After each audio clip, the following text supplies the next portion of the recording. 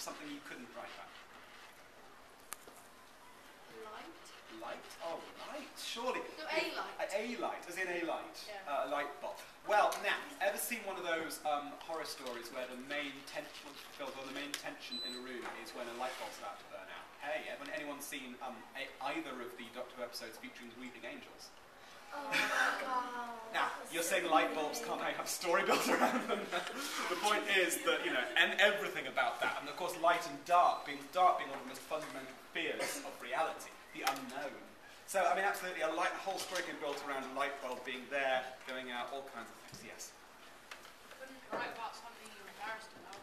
You couldn't write about something you're embarrassed about? Oh, you could. Have you ever read autobiography? Because if you're embarrassed, you wouldn't want to say it. So. Yeah, but here's the thing. A lot of sort of these show and teaser sort of kiss and tell things and these celebrity autobiographies, they're all about the bits that people want to read are the bits that are embarrassing, and they're usually persuaded into them by their agents. You know, put this bit of yourself out there and then people will love you for it. Why do you think all these celebrities go on these shows where they get pelted with scorpions? It's not a comfortable experience, but there is something, there's a narrative built about that, most definitely. Okay, any other thoughts? Well, I think, oh, you're back there. Sorry, what? Nothingness. Nothingness at all. Well, now that's an interesting question, the void. Okay, there's, anyone ever heard of the Twilight Zone? Oh. Yeah, it was an old sort of show in the 1950s, 60s, black and white. It was American television, and it covered many, many shows with bizarre twists. One of which was this guy who thought he was in a town that was completely abandoned. He couldn't see what was going on. All around him, he kept going into places and people kept disappearing. Eventually, it turned out he was an astronaut hallucinating because he'd been put in isolation to see how people would cope with the journey to Mars, which would take about a year and a half at that time. And with no one else around at all. And the point is that it was the nothingness of space that had caused him to completely hallucinate everything around them. People feel nothingness all the time. Any more thoughts? Yeah. A piece of string. Oh, I think we can make a story out of a piece of string. Most specifically, if it's a piece of string just, I don't know, line and draw, there might be all sorts of things about, you know, where can you find a piece of string? But even more than that, what might it be tying up or tying back? A piece of string could be bound, an important document. A piece of string could be a sign. If there's a room that's supposedly been abandoned for 400 years, why is there a piece of modern string lying on the ground? Ever seen a Sherlock Holmes story where the type of string, like is it tarred, sailor's twine, makes a whole difference to what's going on in the mystery? Turned out that was the reason, that proved there was a sailor in this area. Okay. The point being, as you might have gathered by now, is that really there is nothing you can't write a story about, which in a way makes it all the more dangerous and all the more difficult. Because when there are so many ideas around you, where do you start with? What do you go from?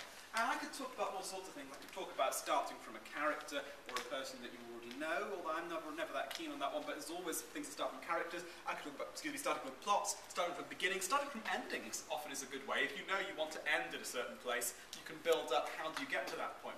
But as, you know, I am, and I've pointed out excessively this morning, a writer of fantasy, let's deal with the thing that perhaps I'm even more qualified to talk about, which is starting from place. Now, a lot of you were in the sort of things this morning and you know about how we build worlds up to that, but you don't need to start from somewhere fantastic, because even the most realistic of things has to define its world before it starts. I'm going to demonstrate that with one little pile of books over here. Okay, who's heard of Bleak House? By Charles Dickens. Very famous novel, very dark and twisted novel, realistic in as far as Dickens ever is. He always writes in a really sort of heightened way. Had a very popular BBC series a few years ago.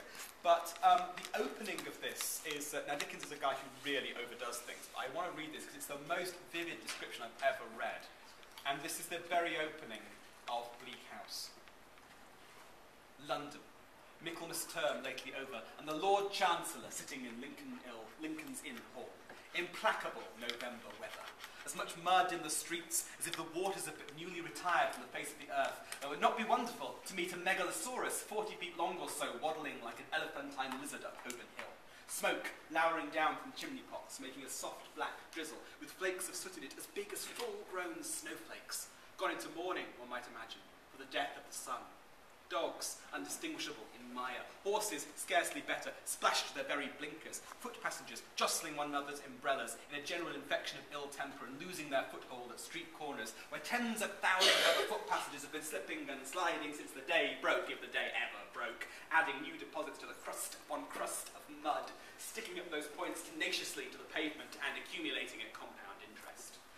Fog everywhere. Fog up the river, it rolls among greenates and meadows. Fog down the river, it rolls defiled amongst the tiers of shipping. Fog on the Essex marshes, fog on the Kentish heights, fog creeping into the creases of collier brigs, fog in the eyes and throats of ancient Greenwich pensioners. Gas light looming through the fog in diverse places in the street, much as the sun may be seen to loom. Most of the shops lighted 2 hours before their time, as the gaslight seems to know, for it has a haggard and unwilling look. And the raw afternoon is the rawest, the dense fog the densest, the muddy streets the muddiest, near that leaden-headed old obstruction. Temple Bar. And hard by Temple Bar, the very heart of the fog, sits the Lord High Chancellor in the High Court of Chancery. You might